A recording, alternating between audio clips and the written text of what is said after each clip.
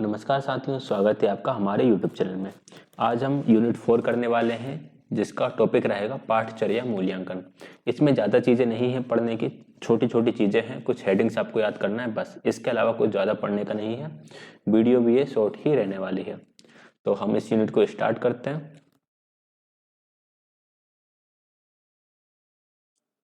चलो, इसमें हमें एक चीज़ देखने के लिए मिलती है कि पाठचर्या मूल्यांकन की जो प्रक्रिया है वह क्षणिक कार्य नहीं है, वरन यह गतिशील और चक्रीय प्रक्रिया है। यानी कि यह हम कह सकते हैं कि यह हमारी वन शॉट प्रोसेस नहीं है, यह गतिशील यानी कि यह डायनेमिक है और यह एक तरह से साइक्लिक प्रोसेस है, यानी ये चलती रहती है और ये परिवर्तनशील है, गतिशील है, ये स्थिर नहीं है और एक क्षणिक प्रक्रिया नहीं, मतलब कि एक क्षण में पूर्ण होने वाली प्रक्रिया नहीं है। यह एक लंबे ड्यूरेशन तक चलने वाली प्रक्रिया है। इसके बाद इसमें हमें देखने के लिए मिलता है अभिष्ट पाठचर्या, यानी कि intended curriculum and operational curriculum. क्या होता है, इनमें थोड़ा सा डिफरेंस देखने के लिए हमें मिलता है। तो ये चीजें क्या है, इन्हें हम थोड़ा सा समझ लेते हैं। देखो, यहाँ पर पाठचर्या के दो रूपों के बारे में बताया गया। एक है आपकी अभिष्ट पाठचर्या। अभिष्ट पाठचर्या पाठचर्या प्रलेख में निर्धारकों का उल्लेख है जिनमें पाठचर्या की क्रियात्मक तथा मूल्यांकन पद्धतियां शामिल हैं। इसको हम थोड़ा सा इंग्लिश में समझते हैं। देखो, मैंने यहाँ पे इसका इंग्लिश में लिख रखा है, आपको दिख रहा होगा। Intended curriculum refers to the prescriptions in the curriculum document including the operational and evaluation procedures। यानी कि जो भी डॉक्यूमेंटेशन है वो आपका अभिष्ट पाठचर्या के अंतर्गत आ जाता है। जो भी पाठचर्या में चीजें लिखी हुई होती हैं, जो भी चीजें बताई रही होती हैं, वे आपकी इंटेंडेड करिकुलम के अंतर्गत आ जाएगा। फिर क्रियात्मक पाठचर्या क्या है? क्रियात्मक पाठचर्या में कक्षा के वास्तविक प्रक्रम का संकेत है जिनके माध्यम से अभिष्ट पाठचर्या कार्य संपादित किया जाता है। थोड़ा इंग्लिश में देखेंगे। Operational curriculum refers to the actual process in a classroom through which the intended curriculum is translated. Operational curriculum क्या होता है कि जो चीजें भाई अभिष्ट पाठचर्या में चीजें लिख दी कि किस चीज को कैसे चलाना है, उस चीज की जो प्रक्रिया है वह आपकी ऑपरेशनल करिकुलम के अंतर्गत आ जाती है। जो प्रक्रिया है वह ऑपरेशनल करिकुलम का भाग है और जो चीजें लिखी हुई होती हैं कि भाई ऐसे काम करना है, वह आपका अभिष्ट पाठचर्या यानी इंटेंडेड करिकुलम का पार्ट हो जाता है। ठीक। इसके बाद पाठचर्या मूल्यांकन का महत्व। इसकी बस हमें हेडिंग याद रखना है। पाठचर्या मूल्यांकन का महत्व क्यों है, इंपॉर्टेंस क्या है करिकुलम इवेल्युएशन की, हम करिकुलम इवेल्युएट क्यों करते हैं? इससे नई पाठचर्या का विकास होता है। पाठचर्या का मूल्यांकन करने के बाद हमें पता चलता है कि कौन कौन सी चीजें हैं जिन्हें अब हमें छोड़ देना चाहिए, जिन्हें आप परिवर्तित करने की आवश्यकता है।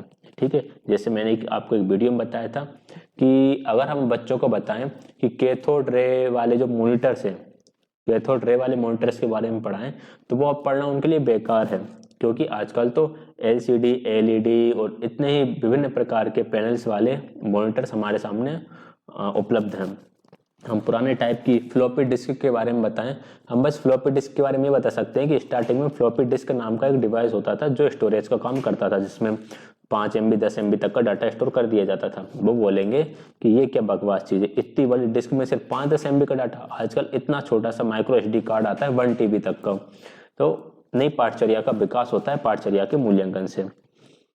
कार्यान्वयन के अंतर्गत पाठचर्या की समीक्षा और पुनरीक्षण, यानी कि आपने जब पाठचर्या को इम्प्लीमेंट करा, ठीक, तो उसकी समीक्षा यानी जो चीजें हैं वह सही तरीके से कार्य कर रही हैं नहीं, उसका फीडबैक वगैरह लेना, उसको वह उद्देश्य प्राप्त करने के लिए सही है या फिर नहीं है।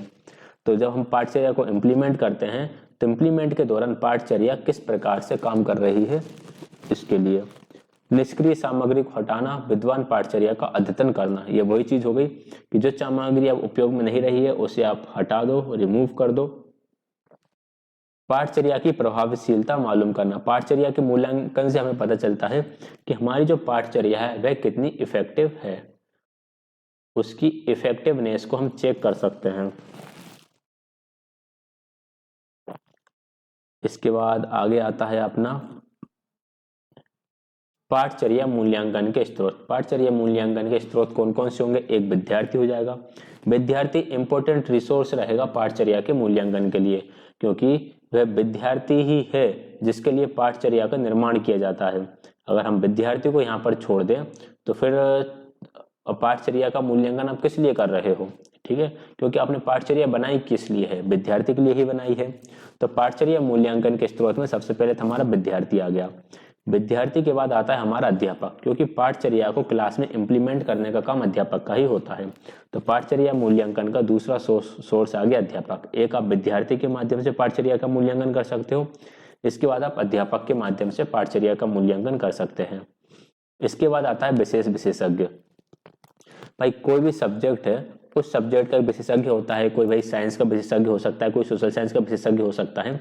वह ये चीज बता सकता है कि इस पाठचर्या में ऐसी कौन सी चीजें जिनको परिवर्तित करने की आवश्यकता है। तो विशेष विशेषज्ञ का भी यहाँ पर रोल रहेगा। पाठचर्या विशेषज्ञ, भाई जो करिकुलम एक्सपर्ट्स जो होते हैं, जो करिकुलम को बनाते हैं, उन्हें पता होगा कि किस प्रकार से चीज़ों को परिवर्तित हमें करना है, पाठचर्या में क्या नया जोड़ना है, या पाठचर्या में क्या चीज़ सही है, क्या चीज़ गलत है।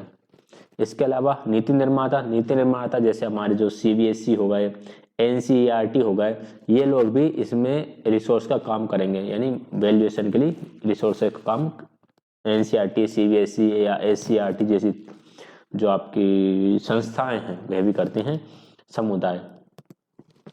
समुदाय बताता है कि पाठचर्या में किन चीज़ों की आवश्यकता है या किन चीज़ों की कमी है, तो इसका मूल्यांकन का समुदाय भी करेगा। समुदाय में किस चीज़ की आवश्यकता है, समुदाय क्या अपेक्षा रखता है। बेहतर छात्र नमूना। बेहतर मतलब होता है जो हमारे होते हैं ड्रॉप आउट वाले। अगर किसी बच्चे ने कोई बच्चा ड्रॉप आउट हुआ है तो वह किस लिए हुआ, आखिर इसका रीजन क्या था, तो हमें पता चलेगा कि पाठचर्या में कहाँ कमी थी जिस वजह से बच्चा ड्रॉप आउट हुआ है। हम वह चीज़ वहाँ पे सुधार सकते हैं। नियोजक तथा उद्यमी, जो आपके एम्प्लॉयर्स होते हैं और एंटरप्रेन्योर्स होते हैं। नियोजक मतलब होता है आपके एम्प्लॉयर्स और एंटरप्रेन्योर ये बताएंगे कि किस प्रकार के उद्यमी की आवश्यकता है, किस प्रकार के एम्प्लॉय की आवश्यकता है, उस हिसाब से पाठचर्या में किस प्रकार के परिवर्तन हमें करना चाहिए। तो ये हो गए पाठचर्या मूल्यांकन के रिसोर्स या सोर्स कह सकते हैं, स्रोत। पाठचर्या मूल्यांकन के अब स्वरूप आ जाते हैं। पाठचर्या मूल्यांकन के क्या क्या स्वरूप हैं? एक है पूर्व परीक्षण और पश्च परीक्षण, जिसे हम बोलते हैं प्री टेस्टिंग और पोस्ट टेस्टिंग। पाठचर्या में प्री टेस्ट और पोस्ट टेस्ट दो प्रकार के टेस्ट हैं। किस किस प्रकार के हैं ये? एक परीक्षा विद्यार्थी के विशिष्ट कार्यक्रम आरंभ होने से पहले उसके ज्ञान अथवा क्षमता के स्तर का मूल्यांकन करने के लिए की जाती है। सबसे पहले हमने क्या करा, पाठचर्या को इम्प्लीमेंट करने से पहले बच्चे का एक बार मूल्यांकन करा। हमने पता करा कि उसका ज्ञान क्या है, उसके अंदर जो एबिलिटी है वह किस स्तर तक की है।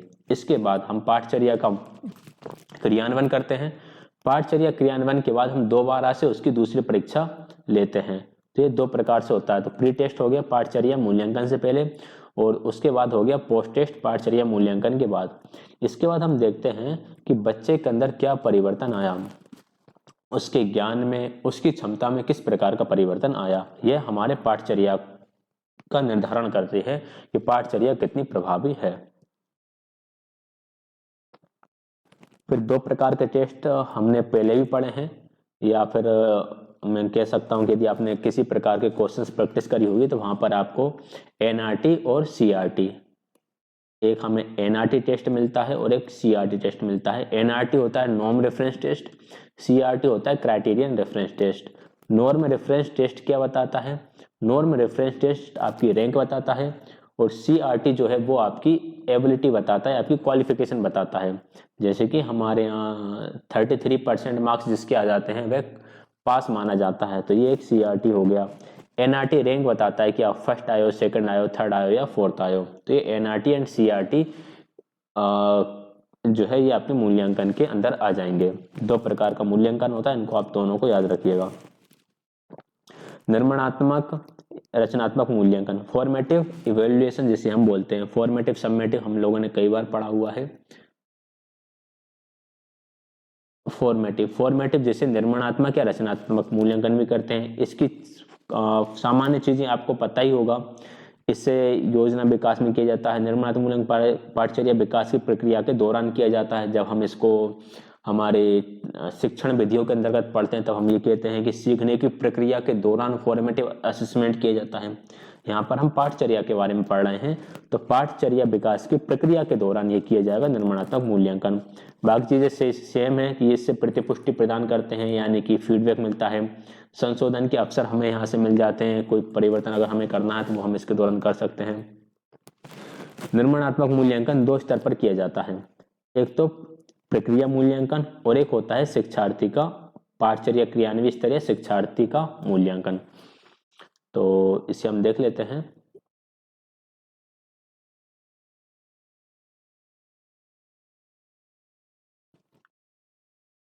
प्रक्रिया मूल्यांकन एक दूसरा ये होगा शिक्षार्थी स्तर का मूल्यांकन।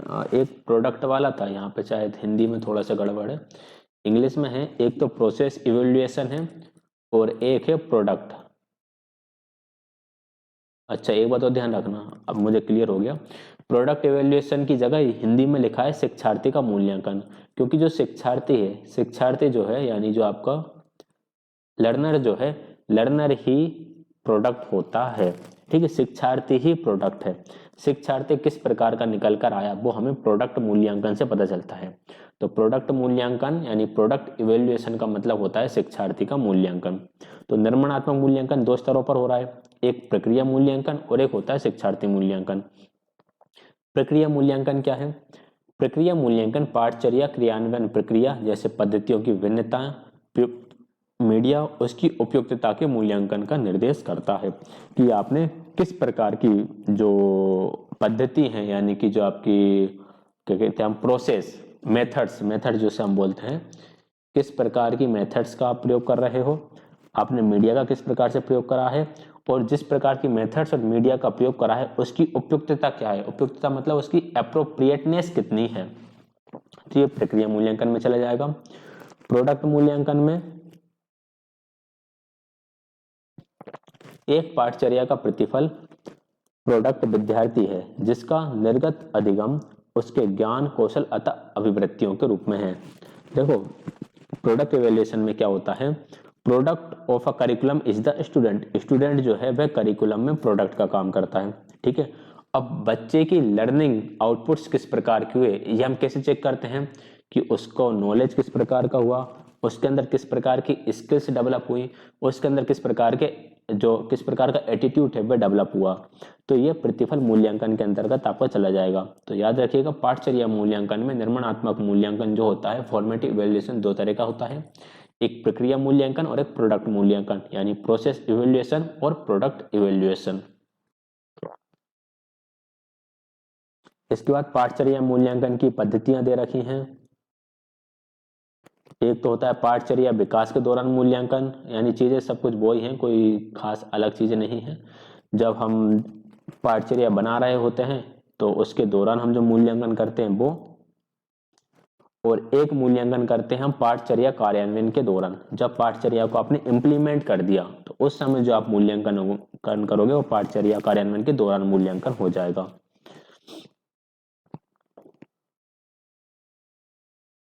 इसके बाद पाठचर्या की रूपरेखा पुनः बनाना। हम जब पाठचर्या का मूल्यांकन कर लेते हैं तो हमें जरूरत पड़ सकती है कि पाठचर्या को हम दोबारा बनाएं। इसमें देख लो एक आध शायद पॉइंट छूट तो नहीं गया कोई, चलो नहीं छूटा। पाठचर्या हमने बना ली तो हो सकता है कि हमें उसकी रूपरेखा को पाठचर्या का मूल्यांकन करने के बाद उसकी रूपरेखा को दोबारा बनाना पड़े। तो ये 2 तरह से होती है। पुनर्गठित पाठचर्या का पूर्व परीक्षण, जब हम पाठचर्या को दोबारा गठित करते हैं तो उसकी एक प्री टेस्टिंग करके देखते हैं। इससे पाठचर्या की इफेक्टिवनेस पता चलती है। पाठचर्या उस समुदाय के लिए उन शिक्षण क्या बोल सकते हैं, शिक्षण माहौल जिसे बोलते हैं कंडीशंस, उन कंडीशंस के लिए ठीक है या नहीं है। फिर पाठचर्या परिशोधन के लिए सकारात्मक प्रतिरूपों की खोज की जाती है कि पॉजिटिव प्रतिरूप हमें प्राप्त हो। प्रतिरूप मतलब की चीजें जैसे कि यहाँ पे दे रखे हैं, मैं इसके माध्यम से आपको समझा देता हूँ। तकनीकी तथा व्यावसायिक शिक्षा को इसमें रखना है कि नहीं, चिकित्सा शिक्षा या इनसे जुड़े हुए लोगों से हम प्रतिरूप पता कर सकते हैं।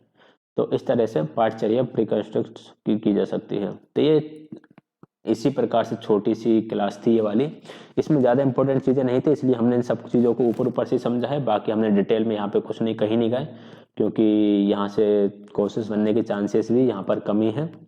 बाकी यहाँ इसका जो सारांश है वो सारांश आप चाहें तो देख लेना एक बार। बाकी यूनिट इतनी इंपॉर्टेंट थी नहीं, बट हमें हर एक चीज़ को कवर करते हुए चलना है, किसी भी चीज़ों को छोड़ना नहीं है, इसलिए हमने इस यूनिट को भी पढ़ा है थोड़ा ऊपर ऊपर से। बाकी आने वाली यूनिट्स जो है उनको हम विस्तार से पढ़ेंगे।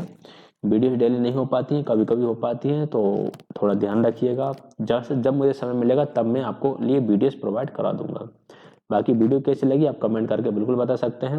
वीडियो को लाइक शेयर, चैनल को सब्सक्राइब जरूर कर लीजिएगा। किसी भी प्रकार का डाउट रहे तो उसके लिए आप कमेंट में पूछ सकते हैं। वीडियो देखने के लिए आप सभी का बहुत बहुत धन्यवाद।